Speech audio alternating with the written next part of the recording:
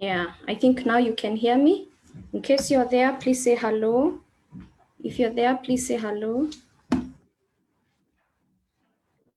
Otherwise, as you're coming in and streaming in, I'd just like to welcome you once again to Mom Up. It's a series where I come in about every other 2 weeks so that I can be able to say hello to you and be of encouragement. Yeah, I think now you can hear me. In case you're there, please say hello. Yeah, so there are ladies who've been talking to me about what has been encouraging them in the other two Mom Up talks. The first one is where we had a story about Jochebed and just showing how women have actually been making a contribution.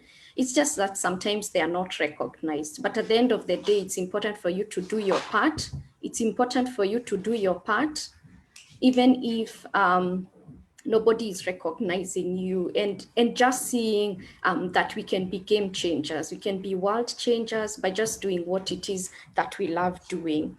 And also even as we learned the other week as well, when we were doing the Mom Up and we did the story again of another powerful woman, it's nice to see that through the word of God there's a lot of encouragement for us. There's a lot of encouragement that can cause us to change the way we are living. And today I also want to introduce to you another woman who has also made a difference through the Bible, but she's also not recognized. And I hope that you're also enjoying seeing that women make a difference, even if a lot of the church sermons do not bring that out. Be encouraged.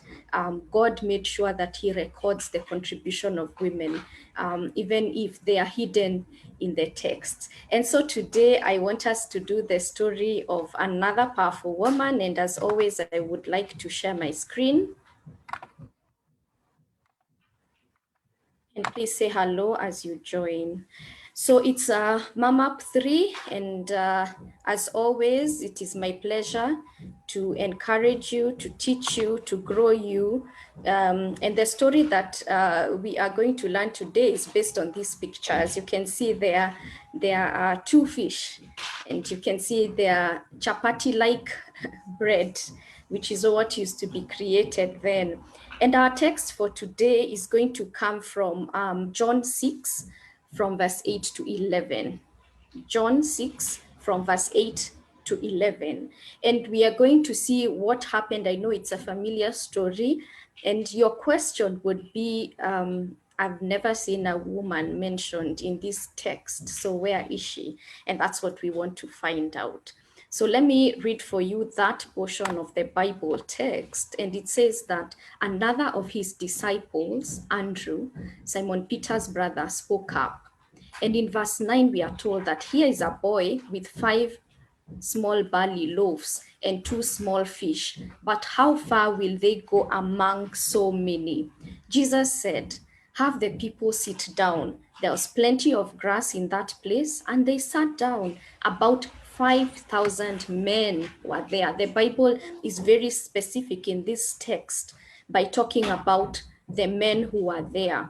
And, just think about that. If there were men there, certainly, as we know, there were women there, and maybe women were even more. But for purposes of this text, we'll even assume they were exact numbers. So maybe there were 5,000 women as well who were not mentioned. And for sure, where there's a mom, there should be also children. So let's assume, although there would be more children, let's even assume there was an equal number of children. So there was about 15,000 people that were there who had just come to follow Jesus because he had done a big miracle, which we'll speak about in the next part. And so these are 5,000 men that were there, or about more than 15,000 people. And Jesus was supposed to feed them. And so the disciples now come and say, we've looked through the whole crowd, and all we can find is this little boy with 5 small barley loaves and 2 small fish. And the disciples, to them, they were like, how far will they go among so many? Thank you, Fatma. Yeah, I'm glad to see you on. So Jesus said, have the people sit down. So now he's instructing. So he's been told we only have two barley loaves and five barley loaves and two small fish. But the disciples could not see how that small basket could feed anybody. And Jesus said, have the people sit down because there was plenty of grass and they sat down. Then Jesus took the loaves. He gave thanks to the Lord and distributed to those who were seated as much as they wanted. He did the same with the fish. So here is Jesus, who, when he looks at this small basket, he doesn't see five loaves of barley loaves and two small fish. That's not what Jesus sees. That's what their disciples see. Probably that's what the people who are around Jesus see, but that's not what Jesus saw. When Jesus looked at that small basket, he was able to give thanks to the Lord for that provision, even if it seemed little. And yet, through that small provision and giving thanks, it was able to be distributed to these people who were seated there, which was about 15,000 of them. And he did the same with the fish. Moms, they had such a small basket, and God, Jesus, took it and blessed it. He gave thanks for that provision, and everybody who was there took as much as they wanted. And that's not the only thing that happened. As they were distributing the food, everybody was having their fill. And everybody got so full, all the 15,000 or more people got full, that the Bible describes that in verse 12 and 13, that when they had all they had to eat, he said to the disciples, gather the pieces that are left over, let nothing be wasted. So they gathered them and filled 12 baskets with the pieces of the five barley loaves left over by those who had eaten. From that small basket, when the Lord gave thanks for its provision, it was able to multiply and feed all those people and even have about 12 baskets left. That's how mighty the Lord is. And as moms, sometimes we look at our 1,000 bob that we have to feed our family maybe for a week or even for a month.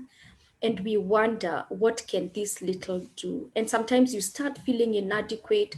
You start feeling like you're not providing enough to the kitty of the house. Yet Jesus took something that was so small, he gave thanks for it, and it was able to multiply and even remain. So, one of the things I want to encourage you is that there is nothing that is too little. God provides everything that we need. We just need to present it back to Him and say, we are thankful that this is not zero. My hands are not empty. Thank you for the 100 bob. Thank you for the 200 bob. Thank you for even those who get 5,000 bob, but ask God to bless it and multiply it. So your question would be, so where is the mother in this story? Because after giving it, so you've learned there was a small basket that Jesus took. The disciples saw as little, but Jesus didn't. And then he blessed it and it multiplied. So my question would be, in verse 9, as we were told, the disciple brought to God the young boy with his basket and said, here is the boy with five small barley loaves and two small fish, but how far will they go among so many? And the question is, somebody must have prepared that small basket for this young boy. So who do you think it is? It's a mother.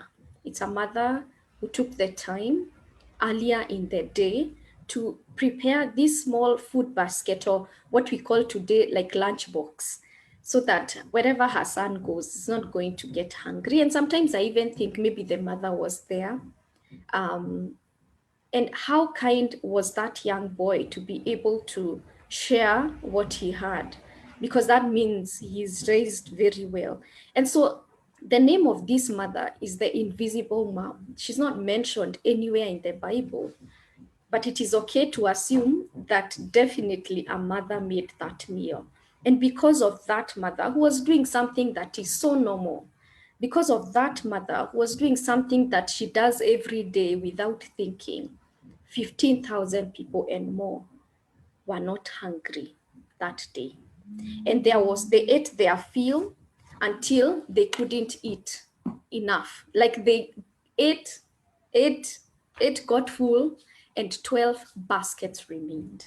And so I want to encourage you, and that was our topic for today. It says that you make a difference. In case nobody has ever told you, you make a difference. Even if you will never experience the level of your impact, you make a difference. Assume this young boy was taught to be mean and not to share. He would have covered up his basket, but he must have been raised in a family where he was told, whatever it is you have, share it. This small boy brought proudly what his mommy made for him. To the mamas, she just woke up and did something regular. But that night, that young boy must have run to the mother if she wasn't there and told her, Mommy, I have a story. Can I tell you what happened? And she would learn that just that small basket that she made for her baby was able to feed many people. It must have been a story that went around. Maybe neighbors even came and told her, hey, thank you for making the basket. Because of that, your son was able to share it with so many people.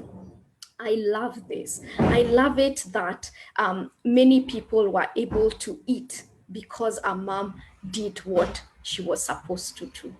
I want to encourage you that there is nothing that is normal about your everyday tasks. What you're doing for your family is impact that will go and bless so many people. When your children go to school and learn, we don't know where they will end up. We have presidents in this country and all around the world. We have scientists that are developing new vaccines. Like now, we are all waiting for the COVID vaccine to be confirmed. Those people were raised by a woman figure who will never be known, never be known. And yet, because they raised their children well, or because there was a mom figure around who is an invisible mother, the world is being able to share in what she was able to do. So my question is, what about you, Fatma, now that you're on? Is there something that you feel is not appreciated or is not noticed, or something that you feel is so small and tiny, is not important? The fact that you go to the kitchen and check, is there enough sugar for the house? Is there enough rice? Do we have a meal for tonight? Even thinking through, what will my family eat? It is not a small thing. Those children, your spouse, where there is a spouse, you will get full and they'll be able to go to work. The children will be able to learn. They'll be able to play healthily just because you did something that seems small. And so today, I'm not spending too much time like we do in other days. I just wanted to come in and be an encouragement to you. We have come into December, and please kneel with your families and thank God that He has protected you up to this moment in time. And what I want you to do is tell God, thank you for all the things that have been invisible, that I didn't notice that were important, and yet they were. I want to thank you, God, that you used me in such a powerful way, even if I don't know what powerful way. Thank you that you are with me from January when we crossed over to the new year. Thank you for the dreams that I had. Thank you for the things I have accomplished. Thank you for the things that I still have yet to accomplish in the 30 days that are remaining. In my mailing list this week, as I was saying, Happy New Month, one of the things that I was telling those people who are in the mailing list is there are things, we still have 30 days. There are things that we need to do and things that we cannot do. Some of the things we shouldn't do is start giving up and start feeling, why I planned for this thing for the 52 weeks of the year. Now, look, we just have 5 weeks. I don't think I have time. You have time. What is the smallest thing that you can do towards the direction of a goal that you are so serious about accomplishing? Just think about that. There's still time. If today you can just take a pen and a paper, sit down in your notebook or just a rough paper, write down what you hope to accomplish within the 30 days. I was saying there's some panic and judgmental, there's some judgment that comes with December because you look back and think, what did I do for the last 11 months? I had so much time, and you start living in this place of regret. And I was telling those in my mailing list, stop regretting. There's nothing bad that you have done. There's nothing bad that you have done. You're okay. Everything that you have done is important. Everything that you have done is necessary. The question is, are you going to still end the year in regret, or you're going to find the smallest thing that you can do so that at least you end on a high? Some of the things I was saying that we need to do is start thinking about 2021. If there's nothing else you'll do in December, is to start sitting down and planning, what are my goals for 2021, and write down as many. And once you've written as many, then write your top 3 things that must be accomplished in 2021. Moms, don't beat yourself up. Sometimes the things that you did that were so normal, they may have reached far and wide. I know that my grandmother on my maternal side and my grandmother on the paternal side were such prayerful women. And because of their prayers, then I have the parents that I have today. And because of them, I am here talking to you. Nobody knows who my grandmothers are, but yet they prayed for their grandchildren.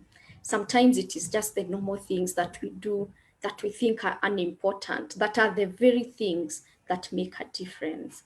One time, my class 8 teacher, Mrs. Moshira, said that one of you, because your mother is a teacher, one of you has to be a teacher. And I know we looked at each other and thought, no, I think our professions will be different. But here I am teaching because God had a grander plan. There was a prayer of another mother that teaching must go on in that house.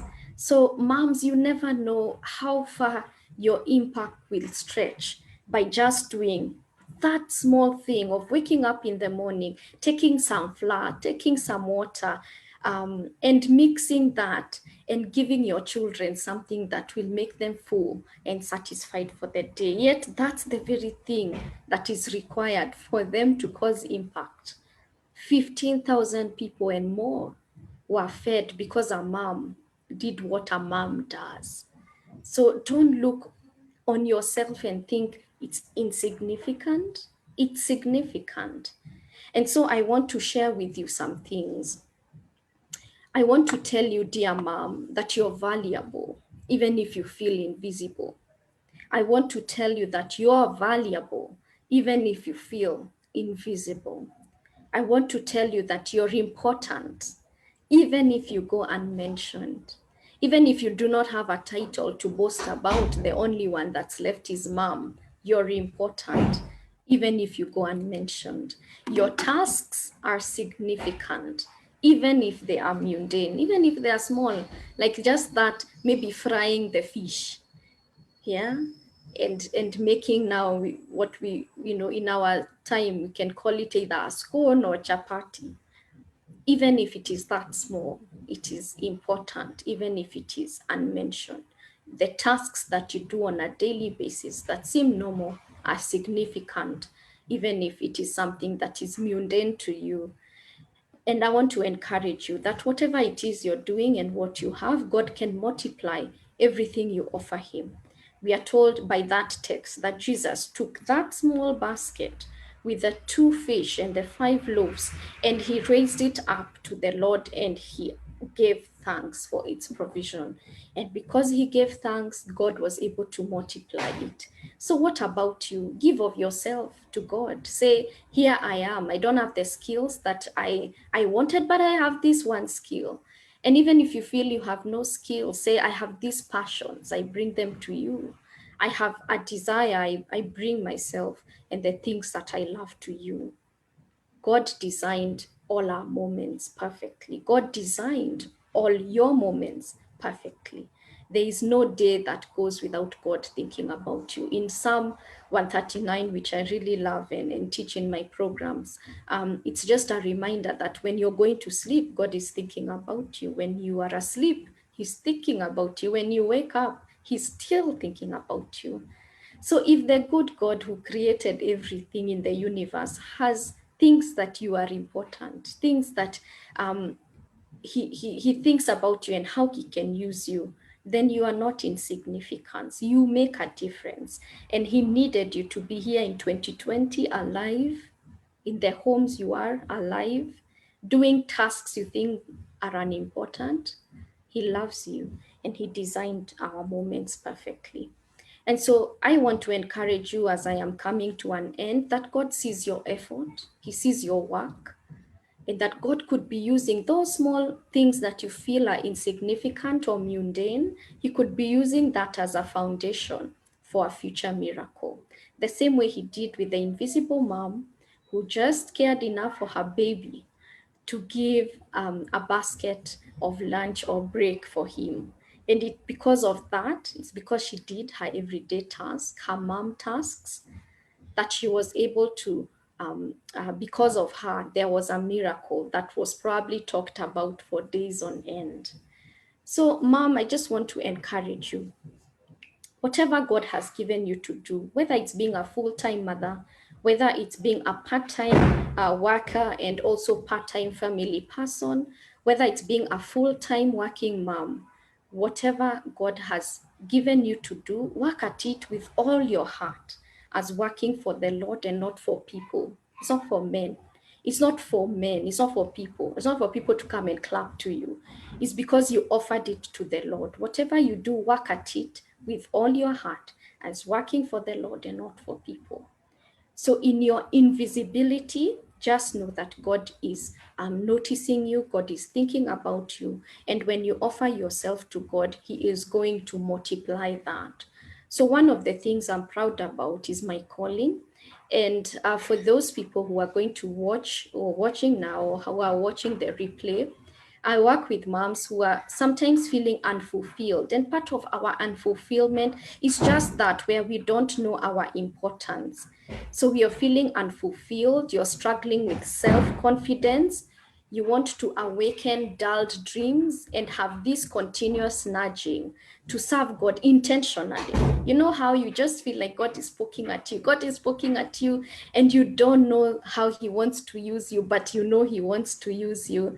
If you're feeling that nudging, and I'm sure that mom felt, if my son is going out, maybe I just need, something must have nudged her, just prepare. She didn't know at that time how much God wanted to use her. Thank you, Margaret, for joining. Thank you, Judy. Thank you, Shelma. Thank you, Hannah, and Fatma as well. Thank you for joining. So if you're there, don't be unfulfilled. Come and get to know all the brilliant ways God has been using you. Don't struggle with self-confidence because you're like one of my clients told me one day, as a stay-at-home mom, she watches all these mothers who are waking up in the morning and they are dressing up and they are wearing heels and they are living, and she used to feel so insignificant. But the more we worked with her, she noticed, I'm doing something significant. If you're an invisible mom out there feeling like you're not doing anything important, feeling that nobody mentions you, nobody appreciates you, God does.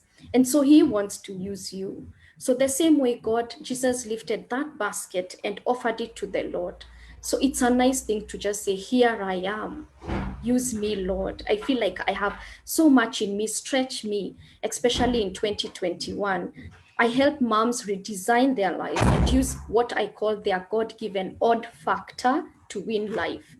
And why do I help moms redesign their lives? Because I really, truly, from the bottom of my heart, want them to thrive in their family life, in their faith life, and in their finances. And in our faith life, it's just a continuous relationship with God where you just see how useful you are to cause miracles and impact around the world. And for our families, it's a calling. We've been called to be moms. Some of us struggled through the role, but we are called. And so that's why you have to present to God all your struggles and all your challenges, all your confidence and our finances. Because, like I said, this mom presented something little, and yet God used that little thing. So, lastly, I want to share this poem that was given by the late Ruth Bell Graham. And it's like a prayer for you. It's a prayer poem for you. And as I pray this writing, I also want to pray for myself. So listen, Lord, A mother's praying, low and quiet. Listen, please. Listen what her tears are saying. See her heart upon its knees. Lift the load from her broad shoulders till she sees and understands you who holds the world together, who holds her problem in your hands. God needs you to cause impact through these little children, through small tasks that are not recognized. I know you're praying on your knees. I know you're crying in hidden places. God is with you in those times. And just like Hagar went to the desert when she was pregnant after being chased away, God told her through an angel, I see you.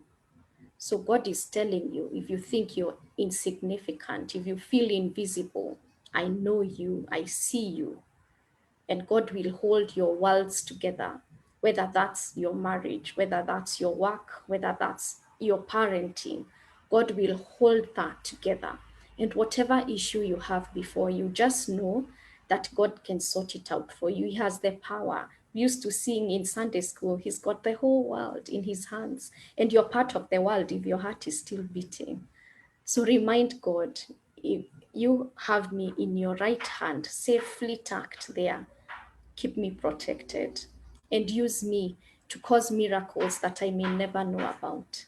So, ladies, if you need to contact me so that you get to know who you are in the Lord, what He wants to use you for, that is my contact, audacitymentor@gmail.com, or here on Facebook, which is what we are watching live, the Audacity Mentor, or on some of these recordings are usually online in YouTube. Please go and watch that and many other recordings of talks that can help you as a mother. And that's my line. You can WhatsApp or text me. If you need the Lord to move you in a different direction, I am here for you. I am here for you. And I am so thankful that God has used me in this way. But I don't want to be alone. Can you imagine if one mom who felt invisible and another invisible mom, if we all came together in what we call our invisibility and did God's work, we would cause impact ripples around the world.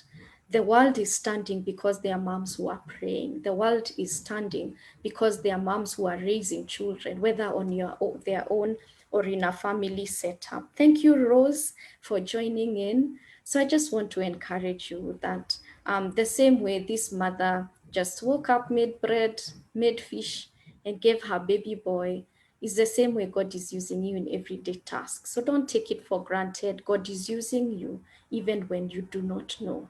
So I just want to agree with you through that prayer that, Lord, there's a mom who is praying.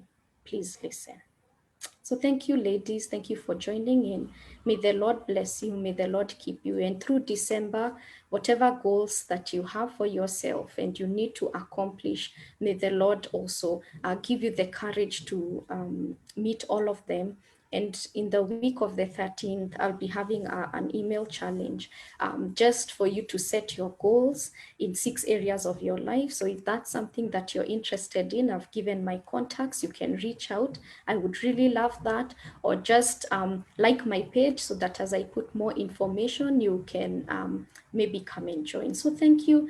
And I know we shall not be together the other week because I'll be doing my challenge, but I know that once in a while I shall be coming in, definitely before Christmas.